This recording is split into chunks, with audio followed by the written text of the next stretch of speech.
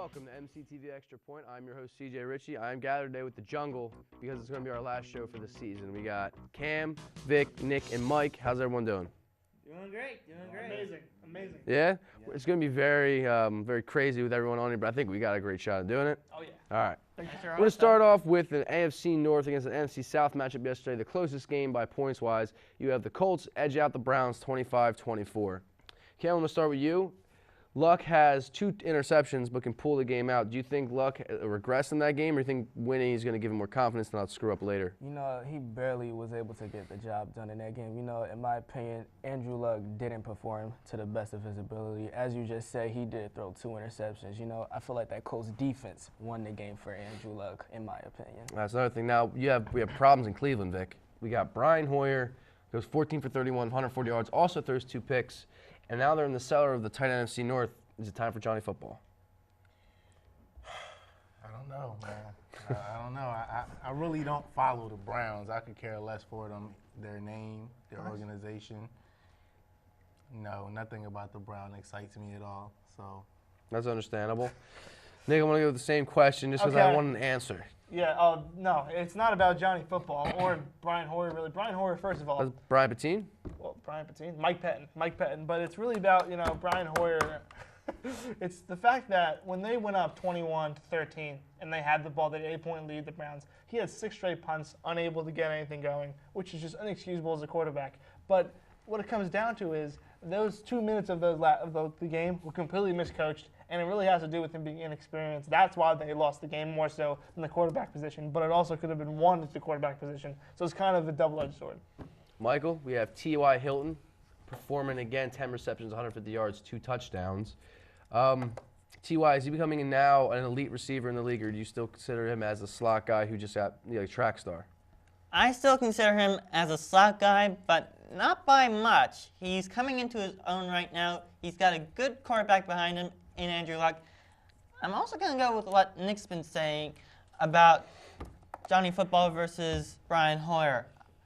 I think it might be time for Johnny Football to come in to save this Cleveland team. Well, Johnny Cleveland. I'm sure everyone does in Cleveland once. Cleveland was my surprise team for this season coming in. That was actually you and CJ, right? Yeah, that was our NFC team is surprising everyone how they need a quarterback. Mine was the Steelers. Well, the Rams. Okay, moving on to your surprise team. The Steelers whooped the Bengals 42-21, but it was actually the Smangles. The Bengals were up 21-14 going into the 4th quarter. Yeah. So my question is Cincinnati's defense that bad, or is Ben and Bell that good? it's a combination of both. Oh, yeah. Because wasn't the game like 20-21 before that happened? It was close to one. Yeah, it was 20-21, and they went for a 2-point conversion after the touchdown. I don't know what's going on with the Bengals. I don't know. I can't even really say it's the secondary. It was the run game that just kept doing it to them. You know, it was the same play. That game was interesting because it really wasn't Andy Dalton's fault, which I think might be the first game. How does he throw for 302 yards and 2 touchdowns and rush a ball in? He had the fumble. Yeah, if you told me that they would have won, I believe it was 41-20. 42-21. I would have won by 3 scores. I would have almost guaranteed, you bet my life, Dalton threw a couple of picks. They couldn't move the ball. They really had a decent game, which is the defense really gave up. It was the defense. John Madden always said defense wins championships. The defense was not there for the Cincinnati Bengals. They gave up too many easy scores for Roethlisberger and Bell. Defense was not there for Cincinnati. The defense has to be there for you to win games. Their offense isn't good enough to have a shaky defense. Well, they were 3-11 on 3rd down. Yeah. And they had 2 fumbles. That's really the only thing that killed him. And then Le'Veon Bell was like untouchable by every defense now. He looks like Curtis Martin. Is he going for MVP candidate, or is that just quarterbacks rule all? Well, in my opinion, I think he should be in the conversation, but he's got no shot. I mean, between J.J. Watt, Rodgers, Brady. Well, J.J. Watt should not get it. No, I don't think so either, but between their voting that they're going to have. You were considering him midway through the season, though. Yeah, I mean, I think he might be the best running back in the league right now, including DeMarco Murray. Well, that's interesting, because now we're going to go over to the AFC North, where you got 8-4-1 Cincinnati, just drops one, and now Pittsburgh and Baltimore. Around here as Baltimore wins. Now Baltimore and Pittsburgh are 8-5, and Cincinnati's 8-4-1 now. Is that a half game or a whole game over Pittsburgh? Because they have the tie plus the win over them. Yeah. So what is that? Well, what it comes down to is I'm not even sure the actual math situation, but I know for a fact the great thing about yesterday is Pittsburgh now controls their playoff destiny. If they win out, because one of those games is against Cincinnati in Pittsburgh, they win the division. So that's going to be quite. They need to not even worry about tie-breaking situations. And now Just Baltimore win out. has to worry about everyone else. Yes, they do. Yeah. Which I think they're the best team. That's but gonna be a half game. Nick, you said it. Pittsburgh wins out, they win the division. One of those games is gonna be with Cincinnati at Pittsburgh, That should be a good and game. Cincinnati's gonna be looking for a little payback to end the season. But can they win in Pittsburgh? Because they've been a notoriously bad road It's very team. hard. Yeah. I We shall highly see. doubt they can win in Pittsburgh. That's Now not let's gonna move over happen. to the NFC, where we have a big shakeup with the NFC West and the NFC East as Philly goes down to Seattle 24-14, and where Philly only runs about 43 plays, That's It the was problem. 45 to be exact. 45 exactly plays, and Mark Sanchez had 96 yards. he only completed 10 passes. Yeah. No His- Philly his- receiver caught over 3 catches. His quarterback rating didn't even get over 30. And that's the part. That was the issue. That's it. We figured it out. I feel like the issue is Chip Kelly's play calling, personally, because you start running against a team who has a great defense and you're trying to establish a run game. When it's not there, you got to pass. You know, you have to look at a couple of things, though. You have to look at time of possession. Seattle had the ball for 41 minutes. Philadelphia only had the ball for 18. You know, Seattle had 28 first downs against Philadelphia's 9. Seattle converted on, I believe, 7 third downs. Philadelphia only converted on 2. You know, you had to look at the stat box. Philadelphia didn't convert on a couple of things. You had to, you said it, Cam. You had to convert on the. You had to look at the stat box. Philadelphia could not convert on third down. Philadelphia could not get as many first downs. When you're up against Cam Chancellor, Richard Sherman, and the Legion of Boom in Seattle, things might not go your way, and it didn't go the Eagles' way. Mark Sanchez didn't produce.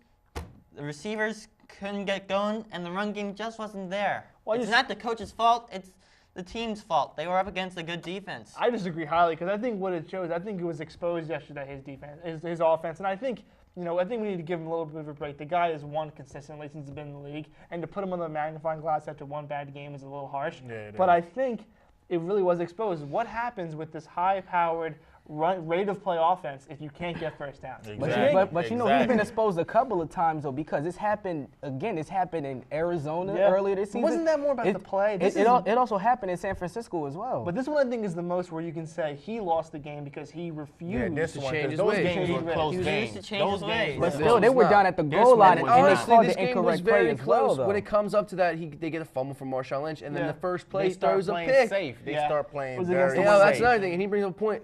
Sanchez wasn't even allowed to play. Yeah, they was put playing- security they were security playing very blankets on. safe. Whether or not he could have played is a different story. But exactly. we have He no idea. completed Because he 10 wasn't allowed passes to. because he only threw 20. So Yeah. if He you still really have- look at it that way, you Yeah. have to break it down that way. They Now- started playing really safe. Yeah, and the Seattle kind of dismissed And you beat cannot. Russell. You can't play it safe when you're up against Seattle. You have to play aggressive. And you're home too. I mean, you Yeah. got to put up a better performance at home. I 7 believe so. offensive points if you take away the punt, the fumble off the punt. Now, Philly is the half game over Dallas because of that Thanksgiving blowout.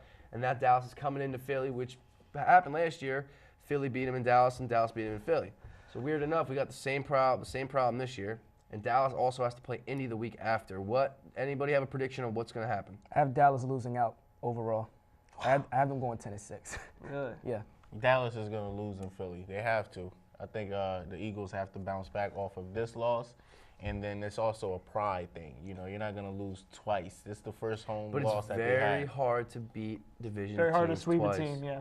That's the thing. I mean, if Philly just beat Seattle, I would bet the house on Dallas. this Yeah, week. but now that But they now lost, it's a little bit different. yeah, I think they do have a better shot at beating Dallas. Vic was saying it earlier. It was good that they lost. Yeah. For this, you got to beat Dallas. Right. Now it's if they lose to Dallas, They there's could- a very good chance they might not make the playoffs. Well, that's all in Detroit beating Green Bay. Yeah. That's all, Alright. Detroit's got to agree Green Bay, and that's not going to happen. All right. Now my prediction. I have Philly beating Dallas and going 11-5. They win the division. Dallas. Philly's going At 11-5. 10-6. Who else they losing to? Your football Giants? Is that what you're predicting? I'm afraid so. That's not happening. They have a better shot losing to Eh, Washington. I'm than New afraid York. so. New York's gonna get revenge on Philly for I love it. them knocking out Victor Cruz. I love it. Yeah, now, the NFC West, San Fran goes down against Oakland. They're horrible. I'm I don't okay. know How you serious? San Fran going down against We're not talking Oakland? about that on this show. They're horrible. They're a No, terrible I'm team. talking about the NFC West is now. I know. I just don't Seattle want to could, give I mean, them San screen Fran time. plays Seattle very good, always. And I think San Fran can play spoiler, and Seattle might not make the playoffs still. I think Seattle dominates San Fran. I think it's a virtual bad? certainty. It's in San Dominance. Fran. It's in I don't Seattle. think so, Nick. Really? Yeah, it's I a don't virtual think so. dominance in my opinion. I don't think so. You don't think San Fran will get revenge for Why the now? Why NFC now? title game last After year. losing in San Fran, now losing to Oakland, why are they going to start playing well now? They could happen because the NFL is so Hardball fickle. is definitely gone now, but that's Oh, yeah. because the NFL is so fickle. But now, all right, so The NFL is unpredictable. I can see how you're very not want to talk about NFC West. We can talk about it. I hate San I'm saying Fran. Arizona as well. They have a tough test in 2 They do have a weeks tough when test. They play You know- Seattle you know- in home. You know, I've been riding out for Arizona Seattle's this got entire Arizona's season. You guys number. know this. He's a Cardinals fan. Yeah, You know, surprising. If it's viewers tough- don't know. It's tough to say it. You know, I feel like they're going to lose out and go 10-6. You know, they have 2 division They'll opponents still left. make the playoffs, I think. It's tough to say. You know, All right. they're going to be a wild card team. They got a tough game this Yeah. Thursday with the Rams. It's Yeah, gonna be nobody so wants great. to play the Rams right now. No, Now, not last right now. division we're going to talk about is my favorite because they're the teams of the cellar. We got Atlanta, New Orleans, Carolina. Depending on how Atlanta's game shakes out with Green Bay, which is probably going to make them 5-8 with a loss. Probably. But if they say they win, I think Atlanta's going to take the division, so all they have to do is Oh, if they win, they're definitely taking yeah. the But division. now, if they lose, I'm pretty sure Carolina can pull this out. Oh, yeah. 4-8-1. Well, let's put one thing's for sure: the Saints aren't, because the No. Saints. That was one of the most embarrassing games I've ever seen yesterday. I mean, I pretty can't bad. even. I don't know what's going on with the Saints right now. This season right here just shows. No one knows what's going on with like, the how NFC did they South even right ever now. win a Super Bowl when they play like this? What about Carolina- the Panthers? Carolina showing up all of 12 a sudden. yeah. like- Well, they were 12-4 last year. I know, but here's the thing, though. I think they overreached last year. I also think they were playing just poorly this year. I don't think they're that bad as they're playing. But what happens is with a guy like him, Newton's kind of like Cutler in a sense where he's playing poorly, but he's gonna play well eventually. You never know when it's gonna be. He's that talented. So and it just showed up yesterday. It was a perfect storm. Honestly, the state of the NFC South right now, just like that of the NFC East, brutal. Brutal. I got Atlanta winning against Green Bay. What? They're my upset of the week. right Mike, here. what are you doing in your spare time? Mike? They're my upset of the week here. Mike. All right. Well, I I'll got take- Atlanta over Green we Bay. heard I it got here. Atlanta winning the division. We heard it here only in first. Yeah, So we'll no- hear from yeah, no Mike. one else saying it, but all right, Mike. this is I got to wrap up. But this is our last segment of football, guys. Before I go to the fantasy with Michael Sasser and Nick, I want to get your Super Bowl predictions, just because I won't be able to see you. So Cam, we'll start with you. Actually, I'm gonna start with Mike. I'm gonna come down closer to me. All right. Okay. Who's in the Super Bowl and who wins it? Who's in it from both sides? All right. In the AFC, I have Denver. Mm. And NFC, Seattle. Wow. Wow. Who takes it? Rematch. Who rematch. takes It it? seems Well, like I've heard this rematch. before. Peyton Manning and the Broncos. Revenge. Nice. That'd be good. Revenge of In the Peyton. The AFC, I got the Patriots. I think they're the best team maybe in football, but definitely in the AFC. And in the NFC, I've got either the Packers or Seattle. Nice Gun pick. to my head right now, I got to take the Packers. Nice pick. And I think the Packers win. Nice pick. Funny enough, Packers did lose Seattle earlier this year. Yes, it did. That was in Seattle, though. Yes, it was. Vic. I have to go with the Patriots because I think it's that type of season for Tom Brady. I think there's something I see when he's on the sidelines that shows that he he's trying flips out. to Well, win. well, real quick, here's the question. He's 3-2 in Super Bowls. He's won 3, lost 2, Oh, picked yeah, 5. we're- If he goes to Super Bowl this year and loses and it becomes 3-3, It'll be what does 10 that say years. about him? It'll be 10 and what years does it since say he's won a about him Super if Bowl, he It though. becomes says that he 4-2? went to 6 Super But what Bowls. if he That's what it wins? says But what about if him. he Best wins? quarterback of all time. Yeah, it says Probably, that he right? went to 6 Super Bowls. Is he the best quarterback of all time if he wins Regardless, this year? if he wins, He'd be then it's going to 4-2. be into that Yeah. conversation. That means he- But even if only he quarterbacks loses, ever go to 6, even and if he would win loses, 4. how many people have a 3-3 Super Bowl I know, but I mean, record? do you know how It's the just pundits are? Yeah, I know how people are. So I'm just going to stop right there and go with the Patriots. Okay, all right, that's not a bad pick. Cam? I'm gonna go with New England Patriots, Green Bay Packers rematch.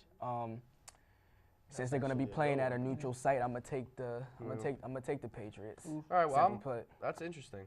Well, I'm going to go Green Bay and Pittsburgh. I know that freaks you out, but I think, and if Le'Veon Bell can play like he has during the right now, That is a I'm surprise. giving to Pittsburgh. I'll take Pittsburgh. If Ben Roethlisberger is hot, There's he's no, very I hard to really beat. don't think it's going to be anybody to beat Pittsburgh. Yeah. But that's up to debate. When I come back, thank you everyone, by the way. When I come All-Star back, Variety Show. it's going to be with Nick, and Michael Sasser's going to make his first appearance for Fantasy Bust and all. Yeah, Fantasy Give it Bust. to me. Give it to Yeah, me. There we go. All right, see you in a couple.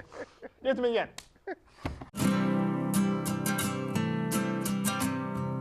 Every day across America, excess food is gathered by a network of good people at local food banks, giving hope to millions of children who struggle with hunger. They've earned their wings, and you can too. Together, we can solve child hunger. Support Feeding America and your local food bank at feedingamerica.org. Welcome back to MCTV Extra Point. I'm your host, CJ Ritchie, and now we're going to do a new segment with Mike Sasser. Hello. How you doing? Nice to Hello, meet this you. is Mike. Good to have you here. And Nick Lucarelli, my correspondent who doesn't seem to leave. No. It's called MCTV Fantasy Live, and we're going to talk about the players this year who have made you scream and break your phone, or players that have made you rub it in your friends' faces. Now, Mike, I see you have a list of your top players and your top busts. So give me a couple of your busts. Well, the first bust is Adrian Peterson, because Adrian Peterson was on ESPN leagues. He was drafted 1.9 average pick, and he only played one game all year long. And then he was accused of beating his son. Yeah, Beat his son, that's fine. and then all that happened. And then people keep picking him, and then people pick him up, and then they like what did I pick him up for? That's true. A lot of people picked him up thinking the suspension was going to be lifted. He's because gonna they come said- back if they have a bench spot. I mean, like. Yeah. And that comes up the bright spot of how Adrian Peterson was the opposite of how Josh Gordon was this year. Yeah. And Josh Gordon, average. He hasn't really done anything He'll spectacular. get you 6 or 7, I Yeah. think. So I mean, that's interesting. Now your number 2.